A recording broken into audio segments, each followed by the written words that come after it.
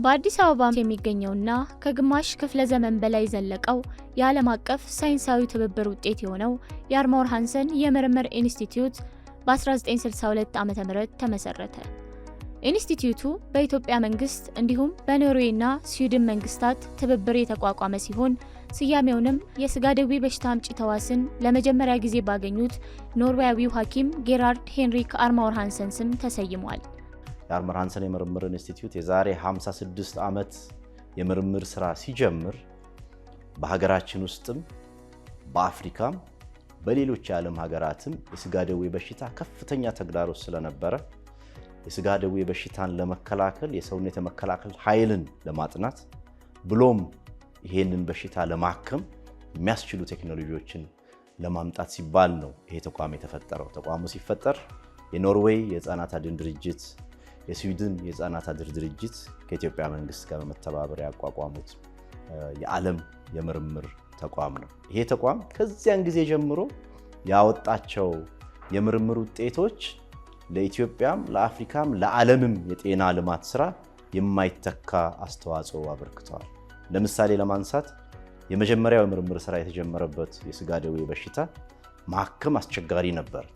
በአርማወር ሃንሰን ምርምር ኢንስቲትዩት ውስጥ በ1980ዎቹ ውስጥ በ1970ዎቹ ውስጥ በ1990ዎቹ ውስጥ የተሰሩ የምርምር ስራዎች አሁን የምንጠቀማቸውን የህክምና መፍትሄዎችን ዓለም እንዲጠቀም የዓለም ጤና ድርጅት ከኢትዮጵያ የምርምር ውጤት በመነሳት መፍትሄ አምጪ መንገዶችን እንዲወስን አድርጎ ለዓለም ህዝብ መልካም ዜናን ይዞ የመጣ ተቋም ነው። አርማወር ሃንሰን የምርምር ኢንስቲትዩት በዚህ ታላቅ ወቅት ሲቆም ቀጣዩ ምዕራፍ በአዲስ ጉልበትና በጋራ ራዕይ ይጠባበቃል። አንድ ላይ በመሆን የእውቀትን ድንበር መግፋት፣ ወሳኝ የሆኑ የጤና ችግሮችን መፍታትና ለቀጣይ ትውልዶች ጤናማና የበለጸገች ኢትዮጵያን መገንባቱን ይቀጥላል። የአርማወር ሃንሰን የምርምር ኢንስቲትዩት የሰራቸው ስራዎች እንደ ምክር ሀሳብ ሆኖም እንደ ህትመትም ሆነው ግሎባሊ በግሎባል ፐብሊኬሽንስ ውስጥ ገብቶ ከኢትዮጵያ አልፎ ለዓለምም የሚሆኑ እየሆኑ ይገኛሉ። በቅርብ ጊዜ የኢትዮጵያ መንግስት ለአርማወር ሃንሰን የምርምር ኢንስቲትዩት ተጨማሪ የምርምር ስራ ኃላፊነቶችን ሰጥቷል። በዘመናዊ ህክምና ዙሪያ፣ በመመርመሪያ መሳሪያዎች ዙሪያ፣ በህክምና መሳሪያዎች ዙሪያ፣ በክትባቶች ዙሪያ፣ በባህላዊ ህክምና ዙሪያ ባህል መድኃኒት፣ ክትባት፣ ምርምርና ልማቱ እንደገና ደግሞ ከኢንዱስትሪ ሚኒስቴር ደግሞ የፋርማሲቲካል ዘርፉ አብሮ ነው ወደዛ ሄደው። ስለዚህ አህሪን ምንድነው የሚያደርገው ማለት ነው? ከቤዚክ ከመሰረታዊ ምርምር ይነሳና ምርምርና ልማት ደግሞ አለ መሃል ላይ፣ ከዛ ደግሞ ወደ ይወጣል ፕሮዳክቱ ነው ማለት ነው። ስለዚህ ከጫፍ እስከ ጫፍ የሚሰሩ ስራዎች በአንድ ላይ እንዲሆኑ ነው የተደረገው። ይሄ ትልቅ ጥቅም አለው። ይሄ ባይሆን ኖሮ መሰረታዊ ምርምሩ ቤዚክ ሪሰርቹ ይሰራል። ከዛ ያን የተሰራው የምርምር ውጤት ዲቨሎፕ ማድረግ፣ ዲቨሎፕመንት የምንለው ፓርት ደግሞ ራሱን የቻለ አንድ ላይ ባይሆን ኖሮ እሱን ደግሞ ፍለጋ ትሄዳለህ፣ ወይም ዛጋታ ቆምና ወደ ሌላ ደግሞ ያንን የሚሰራ ትፈልጋለህ። አሁን ግን አጠገብ ነን ያለ ነው። ምርምር አለ፣ ዲቨሎፕመንት አለ፣ ከዛ ደግሞ ማኒፋክቸሪንግ አለ፣ አዲስ ደግሞ ከኢንዱስትሪ የመጣው። ስለዚህ ያ ደግሞ ማኒፋክቸሪንግ እዚህ ጋር ዲቨሎፕ የሆነውን ወይም ወደ ፕሮዳክት ደረሰ የምትለውን ውጤትህን ደግሞ ያ እንዴት ማኒፋክቸር ይሁን፣ እንዴት ወደ ገበያ ይግባ የሚሉትን ጥናቶችና የተለያዩ ነገሮች ደግሞ የሚሰራ ክፍል አለ ማለት ነው። ስለዚህ ኢንድ ቱ ኢንድ የምንለው ከመነሻ እስከሚወጣበት ድረስ አንድ ላይ እንዲሆን ነው የተደረገው። ስለዚህ ለዚህ ክፍልም ከነበረበት የተሻለ አደረጃጀት ላይ ነው ያለው። የባህል መድኃኒቶች ምርምር ይደረግባቸዋል፣ ዲቨሎፕ ይደረጋሉ፣ ፕሮዳክት ይወጣል፣ ይዘጋጃል። ከዛ ግን መውጫውም በዚሁ የምርምር ተቋም ውስጥ እንዲሆን ተደርጎ ተሰርቷል። ስለዚህ እንደ ትልቅ አድቫንቴጅ ጥቅም ነው እና በአጠቃላይ የፋርማሲቲካል ኢንዱስትሪ ልማትን ከመደገፍ አንጻር ከፍተኛ ኃላፊነት ሰጥቶ በእነዚህ ዙሪያዎችም ባለፉት ዓመታት የተሰሩ ስራዎች አርማወር ሃንሰን የምርምር ኢንስቲትዩት ለጤና ልማት ለኢትዮጵያም ለአፍሪካም ለዓለምም ከፍ ያሉ ውጤቶች የሚወጡበት ተቋም እንዲሆን አድርጎታል። ባለፉት ብዙ ዓመታት አህሪው ሲሰሩ የነበሩ ስራዎች ዕውቀቶች ናቸው። እነዚህ ዕውቀቶች አልፈው ህዝብን የሚጠቅሙ ካልሆነ አስቸጋሪ ነው የሚል እሳቤ ተይዞ ፕሮዳክት ዴቨሎፕመንት ፕሮዳክትን ታርጌት ያደረገ ምክር ሀሳብን ብቻ ማምጣት ሳይሆን ፕሮዳክት ምርትን ማዕከል ያደረገ የምርምር ስራም እንዲሰራ ይሄ አቅጣጫ ተይዞ ሰፊ ስራዎች እየተሰሩ ይገኛሉ እና በእነዚህ ጥቂት ዓመታት ውስጥ ከባህል ሕክምና ዕውቀት በመነሳት የተዘጋጁ በርካታ ምርት መሆን የሚችሉ ውጤቶች በአርመር ሃንሰን የምርምር ኢንስቲትዩት ተመራማሪዎች እጅ በስራ ክፍሎቻችን ይገኛሉ። ይህ ዘመናዊ ማዕከል የዘላቂ ቅርስ ማረጋገጫ፣ ለፈጠራ ያለን ቁርጠኝነት ምልክትና ነገን የሚቀርጹ ብሩህ አእምሮዎች ማዕከል ነው። 56 ዓመታት የማይናወጥ ቁርጠኝነት፣ 56 ዓመታት ህይወቶችን የመለወጥ፣ 56 ዓመታት ቀዳሚ ሳይንስ። ከጎረቤት ሀገሮቻችን ጋር አብረን ስራ መስራታችንና መፍትሄ ለማምጣት መጣራችን ኢትዮጵያ በምርምርም ከፍ ያለ ቦታ ያላትና ያገኘችው መልካም ነገር ደግሞ ለጎረቤቶቿ አካፍላ በጋራ የጋራን ጠላት የምትታገልበትን ሁኔታ ያሳየ የፓን አፍሪካኒዝም ማሳያ የሆነ የምርምር ስራ ብሎ መውሰድ ይቻላል። አሃሪ የሚባለው ሲመሰረትም የዛሬ 55 ዓመት ለስጋ ደዌ በሽታ ጥናት ለማድረግ ነው። የስጋ ደዌ በሽታ ላይ ተመርኩዞ የተመሰረተ ኢንስቲትዩት ነው።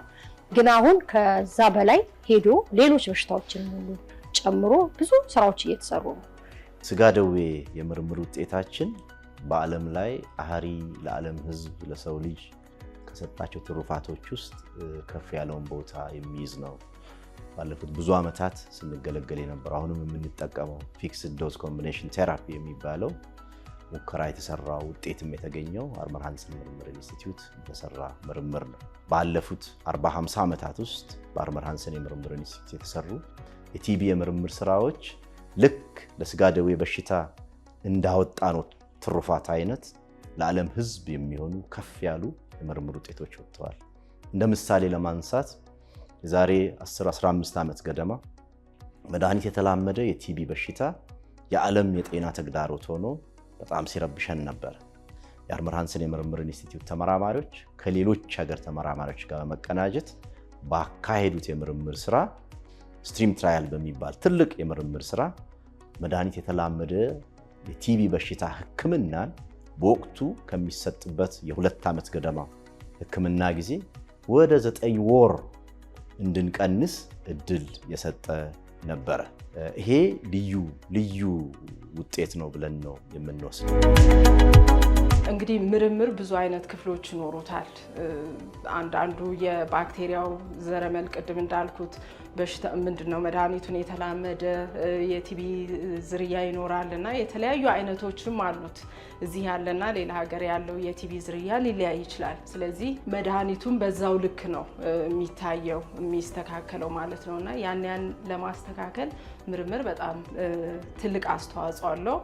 በተጨማሪም ደግሞ ኢንስቲትዩታችን በተለያዩ የምርምር ስራዎች ላይ ተሳትፏል። ከሌሎች ሀገሮች ካሉ ተመሳሳይ የምርምር ተቋማት ጋር በጋራ በመሆን የቲቢ ሕክምናን መድኃኒትን ለማሻሻል የተሻሻሉ መድኃኒቶችን ወደ ሀገራችን ለማምጣት ለሀገራችን ላለው ዝርያ ይሰራሉ አይሰራም የሚለውን ለመለየት እንደዚሁም ደግሞ የክትባት ሙከራዎች ተደርገዋል። እንደዚሁም ሌሎች ከሰውነታችን በሽታን የመከላከል አቅሙን ካለበት ደረጃ ጋር አብረው ይሄዳሉ አይሄዱም የሚሉ ነገሮችን ለመለየት በርከት ያሉ ምርምሮች ተሰርተዋል። በነዛ አንዳንዶቹ ውጤታማ ሆነው ስራ ላይ የዋሉ ፖሊሲ የቀየሩ አሉ። እንደዚሁም ደግሞ እንዳልሰሩ ማውቀናቸው ተምረንባቸው ደግሞ እያሻሻልናቸው ያሉ የምርምር ስራዎች አሉ ማለት። በተጨማሪም በቅርብ ዓመታት በተሰሩት ምርምር ስራዎች እንደውም ከ9 ወር ወረድ አድርጎ 6 ወርን ማድረግ የሚቻልበትን የምርምር ስራ አርመር ሃንሰን የምርምር ኢንስቲትዩት አውጥቶ ለዓለም ጤና ድርጅት ሪፖርቱ ቀርቦ በታዋቂ የምርምር ጆርናሎች ላይ ይሄ ውጤት ታትሞ ግሎባሊ የሰው ዘር እንዲጠቀም መፍትሄ እየሆነ ይገኛል።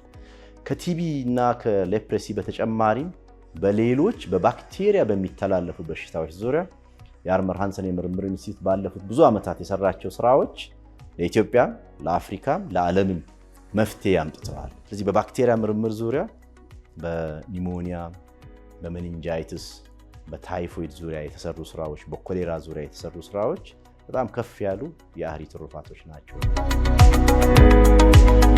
የኮሌራን ክትባት በማሳደግ በማበልጸግ ሂደት ውስጥ ትልቅ አስተዋጽኦ አድርገናል። ስለዚህ ቀደም ሲል እንግዲህ የኮሌራ ክትባት በኢንጀክሽን የሚሰጥ ነው የነበረው። ባለፉት 5-6 ዓመታት ወዲህ ደግሞ በአፍ የሚሰጥ ኦራል ኮሌራ ቫክሲን የምንለው በአፍ የሚሰጠው ምክንያቱም ቀለል ባለመልኩ ለተከታቢዎች የሚቀርብ ሆኖ በተለይ ደግሞ የሎው ሪሶርስ ሴቲንግ የምንላቸው እንደ ኢትዮጵያ ላሉ በእድገት ወደ ኋላ ለቀሩ ሀገሮች በቀላሉ ማሰራጨት የሚቻልበትን እድል ስለሚፈጥር አህሪ የክሊኒካል ሙከራ ክፍል ይህንን በመስራት መረጃዎችን በማመንጨት ወደ አፍሪካ እንዲገባ በእኛም የተቆጣጣሪ መስሪያ ቤት ፈቃድ ተሰጥቶት ኢትዮጵያ ውስጥ ክትባቱ ስራ ላይ እንዲውል አስተዋጽኦ አድርጓል። ቆላማ እና ሀሩራማ አካባቢ ያሉ በሽታዎችም ኔግሌክትድ ትሮፒካል ዲዚዝ ከሚባሉት ውስጥ ሌሽማኒያሲስ በአማርኛ ቁንጭር የምንለው የኢትዮጵያ ጤና ተግዳሮት ሆኖ በተለይም ካለፉት 30 ዓመታት ወዲህ የቆዳ ላይ ሌሽማኒያ ወይም ቁንጭር የምንለው የጤና ተግዳሮት ሆኖ እያስቸገረን ነው የሚገኘው። ስለዚህ የአርመር ሃንሰን የምርምር ኢንስቲትዩት ተመራማሪዎች የዚህንም በሽታ ሰፊ የምርምር ስራዎችን በመስራት ያመጧቸው ያገኟቸው ውጤቶች እንደ ምክር ሀሳብ ቀርበው ኢንተርቬንሽንስ የፓብሊክ ሄልዝ ኢንተርቬንሽንስ ስራዎች እየተሰሩ ይገኛሉ። በወባም በኩል ወባም በዚህ ቅርብ ዓመታት የኢትዮጵያ ተግዳሮት ሆኖ ሲረብሸን ነው የቆየው። የአህሪ ተመራማሪዎች የጤናን ሴክተር የጤና ፖሊሲ የጤና ስትራቴጂ ያስቀይሩ ምክር ሀሳቦችን አምጥተው ጤና ሚኒስቴር እነዚህ ምክር ሀሳቦች ወስዶ ወደ ስራ ገብቶ ህዝባችንን እየታደገ የሚገኝበትም ሁኔታ አለ። ያ ሁሉ ከአህሪ ከነበረው ድጋፍ ጋር ተጨምሮ የምንሰራው ስራ በጣም እየተስፋፋ ሄደ። አህሪም ደግሞ የመንግስት ተቋም ሆነ። በጤና ጥበቃ ሚኒስቴር የክሊኒካል እና ባዮሜዲካል ሪሰርች ሆነ የሪሰርች ተቋም ሆነ። ስለዚህ ሪሰርቻችን እየሰፋ ሄዶ በዋናነት ትኩረታችንም በቅርብ ጊዜ በተለይ የምንሰራቸው ጥናቶች አገሪቷ የጤና ጥበቃ ሚኒስቴር ወባ ላይ ለሚያደርጋቸው ለተለያዩ ውሳኔዎች እንደ ግብዓት የሚሆኑት በሳይንስና በመረጃ ላይ የተመረኮዙ ውሳኔዎችን ለማድረግ እንዲረዱት በዛ አቅጣጫ ነው የምንሰራው። በእንግሊዝኛ ትራንስሌሽናል ሪሰርች የምንለው ማለት ነው። ትራንስሌሽናል ማለት የሚቀየር ወደ ፖሊሲ ወደ ኢምፕሊሜንቴሽን ኢንፎርም የሚያደርግ ውሳኔ ለመወሰን የሚረዳ መረጃ ማውጣት ማለት ነው እና በእንደዚህ አይነት አቅጣጫ ነው በቅርቡ እየሰራን ያለ ነው እና አብዛኛዎቹ ስራዎች በቀጥታ ወይም በተዘዋዋሪ ለፖሊሲ ግብዓት የሚሆኑ ናቸው። ባለፉት 75 ዓመታት ውስጥ አህሪ ከቀድሞ የፓስተር ኢንስቲትዩት ከቅርብ ጊዜ የኢትዮጵያ ህብረተሰብ ጤና ኢንስቲትዩት የወሰደው የሬቢስ የእብድ ውሻ በሽታ ክትባት አህሪ አሁን እያመረተ የሚገኘው ነው። በአመት ከ30 እስከ 35 ሺህ ዶዝ እያመረተ ከ30 እስከ 35 ሺህ ኢትዮጵያውያን በእብድ ውሻ በሽታ የሚነከሱ እንዳይሞቱ እያደረገ ነው የሚገኘው። ይሄ በጣም በቁጥር የማይገለጽ በገንዘብ የማይተመን የሰው ነፍስ የሚያተርፍ ልዩ ስራ ስለሆነ ሁሌም የምናከብረው ስራ ነው። አሁን በአዲሱ ሬጉሌሽን በ530/2023 እንደ አዲስ በአርመር ሃንሰን ምርምር ኢንስቲትዩት ተቋቁመናል። እንግዲህ ከድሮ አንደኛ የማንዴታችን በጣም ሰፋ ብሎ ነው የተደራጀ ነው። የተለያዩ ክፍሎች አሉ።